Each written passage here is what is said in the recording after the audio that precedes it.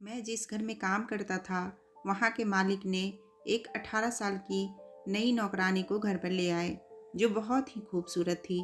रात होती तो मेरी उस पर नीयत खराब होने लगती, मगर मैं मालिक के डर से उसे कुछ नहीं कहता। मगर एक रात मकान मालिक घर पर नहीं थे। मैंने उसे किचन में बुलाया और खड़े खड़े ही उसके साथ मैंने जब से होश संभाला, खुद को मालिक और मालकिन के घर पर ही पाया था। मेरे माँ बाप दोनों ही उनके बंगले में काम करते थे और उनके ही घर में रहते थे, इसलिए मेरा बचपन भी उनके बंगले में ही काम करके गुजरा। लेकिन जब मैं बड़ा हुआ तो मैंने ड्राइविंग सीखी, इसलिए मालकिन की गाड़ी मैं ही ड्राइव करता था। एक बार मेरे माँ बाप गांव से आ रहे थे कि एक हादसे में उनका देहांत हो गया। उस वक्त मैं बहुत रोया, क्योंकि मैं अकेला रह गया था। लेकिन मालिक ने मुझसे कहा कि तुम परेशान ना हो, हम हैं ना तुम्हारे साथ। मैं भी मालिक और मालकिन को अपना ही समझता था। मेरे साथ उनका व्यवहार बहुत अच्छा था, लेकिन मालकिन बड़ी सख्त मिजाज की थी। वह तमाम नौकरों पर बड़ी नज़र रखती थी। उन दोनों की अपनी तो कोई औलाद नहीं थी, इसलिए पूरे दिन नौकरों पर चीखती चिल्लाती रहती थी। छुट्टी वाले दिन जब मालिक घर पर होते, तब हमारी जान को सुकून होता था, क्योंकि वह मालकिन से कहते रहते, क्या तुम हर वक्त नौकरों पर चिल्लाती रहती हो? वह भी इंसान है, उसे एक दिन की छुट्टी दे दिया करो। फिर वह हमें इशारे से कहते कि जाओ यहाँ से। तब मालकिन का सारा गुस्सा मालिक की तरफ हो जाता था। वह कहती थी कि आपने ही सब नौकरों को सिर पर चढ़ा रखा है, अगर मैं ना रहूं तो घर को यह लोग कबाड़ा कर देंगे। मालिक का इशारा मिलते ही हम खुशी से बाहर निकल जाते थे। मेरे साथ माली और चौकीदार भी शामिल हो जाते थे। हम तीन लड़के सबसे पहले बाहर निकलते और 3-4 घंटे बाद घूम घाम कर वापस आते थे। मालिक मुस्कुराकर हमसे पूछते, क्यों, मज़ा आया ना? छुट्टी के दिन खूब एंजॉय किया कि नहीं? मालिक हमारे बड़े ही खुशमिजाज किस्म के इंसान थे, लेकिन मालकिन का तो मुंह हमेशा बिगड़ा रहता था। वो घूर घूर कर हमें देखती रहती थी। जब हम घूम कर आते थे तो वो हमें घूर घूर कर देखती रहती, कहती कि कल तुम्हारे मालिक जब ऑफिस चले जाएंगे, फिर मैं तुम लोगों को सीधा करूंगी। वक्त ऐसे ही गुजर रहा था कि जब अचानक से मेरी ज़िंदगी में एक ऐसा तूफान आया जिसने सब कुछ उलट पलट कर रख दिया था। मालकिन ने अपने काम के लिए एक बड़ी खूबसूरत 16-17 साल की नई लड़की ले आई। घर में माली और चौकीदार हम तीनों ही जवान थे। यह वक्त ऐसा होता है कि इंसान अपनी जवानी में कदम रख रहा होता है। उसे कुछ चीज़ों में दिलचस्पी कुछ ज़्यादा ही होती है, और वह लड़की तो बहुत ही खूबसूरत और हसीन थी। जब हम तीनों ने उसे देखा तो हमारे तो होश उड़ गए। हम तीनों ही उस खूबसूरत लड़की पर दिलहार बैठे थे। लेकिन मालकिन की घूरती नज़र ने जैसे हमें होश में लाया था। वह चिल्लाकर कहने लगी, क्या टुकुर टुकुर देख रहे हो, निकलो यहाँ से। शर्म नहीं आती घर की लड़की पर नज़र रखते हुए? यह सुनना था कि हम तीनों घबरा गए। हमने कहा, नहीं नहीं मालकिन, ऐसी कोई बात नहीं। यह कहकर हम तीनों ही घर से बाहर निकल गए। चौकीदार कहने लगा, यार, मैंने आज तक कभी ऐसी खूबसूरत लड़की नहीं देखी। माली कहने लगा, सच कह रहे हो, लड़की तो वाकई बहुत प्यारी है। यह सुनकर मुझे बड़ा गुस्सा आया कि भला यह कौन होते हैं इस लड़की को ऐसी वैसी नज़रों से देखने वाले। मैंने कहा, शर्म नहीं आती? क्या तुम्हारे घर में माँ बहनें नहीं हैं? मालकिन को मैं तुम लोगों के बारे में बताऊंगा। मालकिन की नौकरानी के लिए तुम ऐसी बातें करते हो। हालांकि मेरी भी उस लड़की पर नीयत तो अच्छी नहीं थी, ना ही इरादे अच्छे थे, इसलिए मैंने उससे यह नहीं कहा कि मैं भी उसे ऐसी नज़र से देख रहा था। चौकीदार और माली मेरी इस बात पर बुरा सा मुंह बनाकर अपने अपने काम में लग गए, लेकिन मेरी आंखों में तो उस लड़की का चेहरा ही समा गया था। मैं घर का कोई काम तो नहीं करता था। मालकिन को अगर कहीं जाना होता तभी मैं गाड़ी लेकर बाहर जाता था, या फिर घर के अंदर छोटे मोटे काम कर लेता। मैंने सोचा कि चलो, मुझे तो वैसे भी घर के अंदर जाने की इजाज़त है, इसलिए बहाने से उस लड़की से दोस्ती बढ़ाता हूँ। दोपहर का वक्त था। मैं जानता था कि इस वक्त मालकिन सो जाती है। मेरी मालकिन दोपहर को जरूर सो रही होती है और शाम को ही उठती है। मैं हॉल में आया तो वह लड़की दूसरी नौकरानी से बड़े रौब जमाते हुए सफाई करवा रही थी। कहने लगी, मुझे मालकिन ने कहा है कि अच्छे से ध्यान रखना, इसलिए खबरदार जो तुमने सफाई में जरा भी सुस्ती करने की कोशिश की, अच्छी तरह से घर को चमकाओ। जैसे ही उसकी नज़र मुझ पर पड़ी तो उसने इशारे में पूछा कि तुम यहाँ क्या कर रहे हो। उसको इशारे से मैंने कहा, अगर कोई काम हो तो बता देना, मैं भी घर के छोटे मोटे काम कर लेता हूँ। मालकिन सो रही थी, इसलिए मेरी बात सुनकर वह कहने लगी, अच्छा अच्छा ठीक है, आओ मेरे साथ, किचन में जूठे बर्तन रखे हैं, आओ पहले बर्तन धो दो।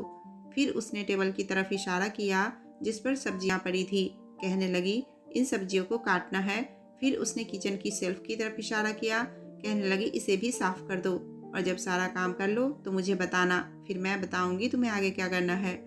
यह कहते हुए वह कमर पर हाथ रखते हुए आराम से वहां से बाहर चली गई।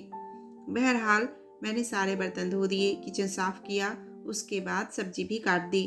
तभी मैंने देखा वह लड़की किचन में बड़ी तेजी से दाखिल हुई। फौरन मेरे हाथ से चाकू ले लिया और कहने लगी, फटाफट से निकलो बाहर, मालकिन आ गई है और किचन में ही आ रही है। मैं तो उसके इस बर्ताव पर घबरा गया था। पता नहीं क्यों उसने मुझे कुर्सी से धक्का दे दिया। मैं जमीन पर जा गिरा। वो फटाफट से कुर्सी पर बैठकर सब्जी काटने लगी। मैं अभी ठीक से उठ भी नहीं पाया था कि मालकिन किचन में दाखिल हो गई। मुझे जमीन पर बैठे देखा तो कहने लगी, तुम यहाँ क्या कर रहे हो? मैंने तुमसे कहा था ना कि बाहर जाकर रहो। मैं अभी कहने ही वाला था कि मैं तो सब्जी काट रहा था। उस लड़की ने मुझे बताने का मौका ही नहीं दिया। इससे पहले कि मैं कुछ बोलता वह कहने लगी, मालकिन मैं तो कब से इसको कह रही हूँ कि तुम यहाँ क्यों बैठे हो, जाओ बाहर जाकर देख लो कि बाहर कोई काम तो नहीं है। लेकिन यह तो मेरे पीछे ही पड़ा है, कह रहा है अच्छे तरीके से काम करो, मैं देखूंगा कि तुम काम कैसे करती हो। फिर कहने लगी, मैंने अभी ही सारे बर्तन धोए और सब्जी भी काट रही हूँ और यह यहाँ बैठकर देख रहा है कि मैं काम ठीक से कर रही हूँ कि नहीं। मैं तो उस लड़की की शक्ल देखता रह गया।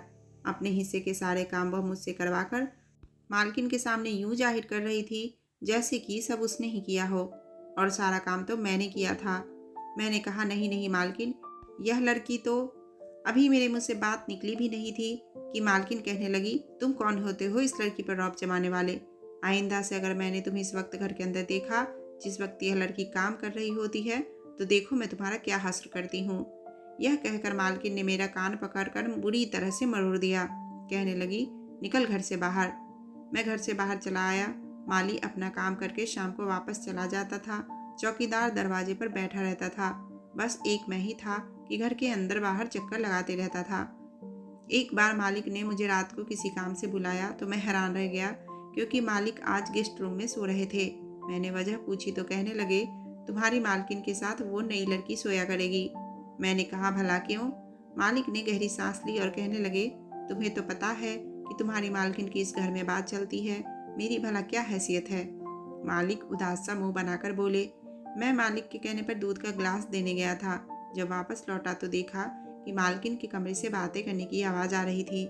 ना जाने मुझे क्या सूझा कि मैं मालकिन के कमरे के बाहर खड़ा हो गया और कान लगाकर बातें सुनने लगा। लेकिन जो बातें मैंने सुनी मेरे होश उड़ाने के लिए काफ़ी थे। मैं वहाँ से अपने क्वार्टर में आ गया। मुझे लगा जो कुछ मैंने सुना है वो सच ना हो। उस लड़की का मालकिन के कमरे में सोना मेरी समझ से बाहर था। हालांकि इस लड़की का व्यवहार मेरे साथ कुछ खास अच्छा नहीं था, लेकिन फिर भी मैं उस पर अपना दिल हार बैठा था। लेकिन दिन भर तो मालकिन की कड़ी नज़र मुझ पर होती थी। मैं सोच रहा था कि किस तरह उस लड़की से बात की जाए, क्योंकि रात को भी मालकिन उसे अपने कमरे में सुलाती थी। मैं बार बार ऐसा मौका ढूंढता जिससे कि मेरी उस लड़की से बात हो जाए और बात बन जाए, लेकिन मैं जानता था कि मालकिन ऐसा होने नहीं देगी। एक बार मुझे उस लड़की से बात करने का मौका मिल गया। मैं चुपके से हॉल में आया। तमाम नौकर उस वक्त काम करके अपने घर जा चुके थे। वह लड़की किचन में फ़ोन पर किसी से बातें कर रही थी। मैं तेज़ी से चलता हुआ किचन में आ गया। उसके बिल्कुल पास जाकर खड़ा हो गया। शायद वह अपनी माँ से बात कर रही थी। कहने लगी, सब बहुत अच्छे हैं यहाँ पर, मेरा बहुत ख्याल रखते हैं, आप मेरे लिए परेशान ना हो। उस वक्त उस लड़की का लहजा बहुत ही धीमा था। वह बड़े मीठे लहजे में बात कर रही थी। उसकी आवाज़ मेरे कानों में शहद घोल रही थी। बात करके जैसे ही वह पलटी मुझसे टकराते टकराते बची। मैं भी हड़बड़ा गया। मुझे अपने पास में खड़ा देखकर वह कहने लगी, तुम यहाँ क्या कर रहे हो? मैंने कहा, थोड़ा आहिस्ता बोलो, मालकिन उठ जाएगी। मैंने कहा, मुझे तुमसे कुछ बात करनी है। उसने गुस्से में कमर पर हाथ रखा जैसे लड़ने के लिए तैयार हो, लेकिन मैंने सोचा कि लगे हाथ मुझे अपनी मोहब्बत का इजहार कर ही देना चाहिए। मैंने उससे कहा कि तुम मुझे बहुत अच्छी लगती हो, मैं तुमसे प्यार करने लगा हूँ। यह कहकर मैंने उसके गुलाबी होठों पर एक किस कर लिया। यह सुनते ही उसने एक जोरदार थप्पड़ मेरे मुंह पर मार दिया। मुझे उससे ऐसी उम्मीद हरगिज नहीं थी। वह कांपते लहजे में बोली, शर्म नहीं आती तुम्हें? तुमने अपनी शक्ल आईने में देखा है? इतने में उसकी आवाज़ सुनकर मालकिन भी किचन में आ गई। वह मालकिन को मेरी बात बताने लगी। उसके बाद मालकिन ने आव न देखा ताव और मुझ पर डंडे बरसाने लगी। कहने लगी, तुम्हारी हिम्मत कैसे हुई ऐसी हरकतें करने की। उन्होंने मुझे घर से बाहर जाने को कहा। मैंने ऐसी कोई गलत बात नहीं की थी, सिर्फ अपनी मोहब्बत का इजहार ही तो किया था। वह लड़की चाहती तो मुझे इनकार कर देती, लेकिन उसने तो हंगामा ही कर दिया। मैं घर से बाहर निकल आया। मेरे सर और चेहरे पर चोट के निशान देखकर चौकीदार और माली हंसने लगे। मैंने सोच लिया कि अब मैं यहाँ नहीं रहूँगा, चला जाऊँगा। मेरी बहुत बेइज्जती हो चुकी है, बल्कि मैंने सारा बचपन यहाँ गुजारा था। मालकिन कैसे यह कर सकती है। मालकिन ने मुझ पर बड़े इल्ज़ाम लगाए, मुझे बहुत बुरा भला कहा। वह लड़की भी रोते हुए मुझ पर इल्ज़ाम लगाती रही। कहने लगी, इसकी तो नज़र शुरू से ही मुझ पर खराब थी। यह मौके की तलाश में था, कब इसे मौका मिले और मेरे साथ गलत हरकत करे। हाँ, मैं मौके की तलाश में तो था, लेकिन उसे अपनी मोहब्बत का इजहार करना चाहता था, लेकिन कोई गलत इरादा नहीं था। लेकिन उसने मुझ पर जो इल्ज़ाम लगाया वो गलत था। मैं नहीं जानता था कि अब मैं कहाँ जाऊँगा और कहाँ नहीं, लेकिन मैंने अपने कपड़े बैग में डाले और अपनी आंखों से आंसू पोंछते हुए बाहर निकल आया। तभी मालिक की गाड़ी घर के दरवाजे पर पहुंची। मुझे देखा तो फौरन मालिक गाड़ी से उतर गए। कहने लगे, तुम कहाँ जा रहे हो। मैंने अपने आंसू साफ किए और कहा, बस मेरा आपके घर से दाना पानी खत्म हो गया है मालिक।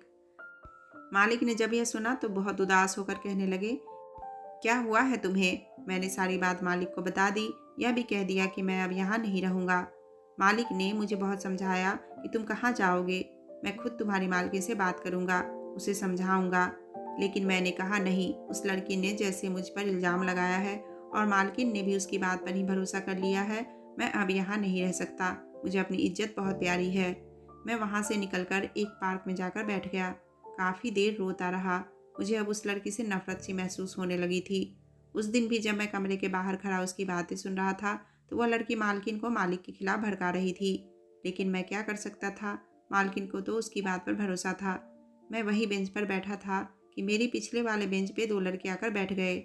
उन दोनों लड़के ने जो बात की वह बात सुनकर मेरे होश उड़ गए। कुछ देर तो मैं इसी कश्मकश में था कि मैं क्या करूं और क्या ना करूं।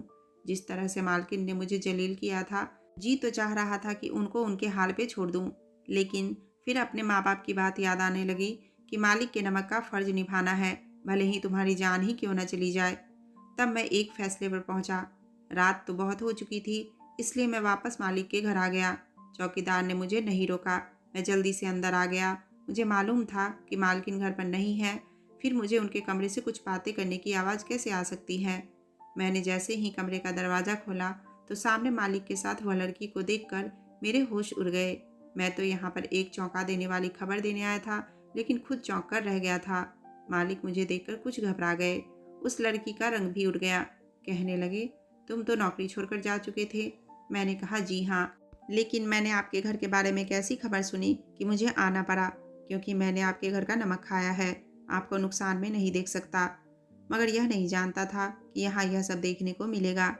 मेरी बात को समझते हुए मालिक कहने लगे कि मैंने इस लड़की से शादी की है क्योंकि मुझे औलाद चाहिए थी। यह सिर्फ देखने में ही छोटी लगती है, लेकिन इसकी उम्र 21 साल है। लेकिन तुम्हारे मालकिन के सामने मैंने इसकी उम्र कम बताई, क्योंकि उसे काम करने के लिए छोटी लड़की ही चाहिए थी। फिर कहने लगे कि तुम बताओ क्या कहने आए थे। मैंने कहा, जब मैं पार्क में बैठा था वहाँ दो लड़के और बैठे थे जो यह बातें कर रहे थे कि आज आपके घर में चोरी करने आएंगे। मैं बस यही बताने आया था। मेरी बात सुनकर मालिक ने फ़ौरन से पुलिस को खबर की और पुलिस ने 2 हवलदार घर की हिफाजत के लिए भेज दिए। लेकिन मैं मालिक की चोरी पकड़ चुका था। उन्होंने मुझे एक बहुत बड़ी रकम दी और कहने लगे कि बस अपनी जुबान बंद रखना, अभी तुम्हारी मालकिन यह सब सुनने के लिए तैयार नहीं है, लेकिन जैसे ही उसे पता चलेगा कि मैं बाप बनने वाला हूँ, वह खुद ही इस लड़की को अपनी सौतन स्वीकार कर लेगी। मैंने एक ठंडी आह भरी और हाँ में सर हिला दिया। मैंने उस लड़की के लिए अपनी मोहब्बत दिल में ही दबा दी।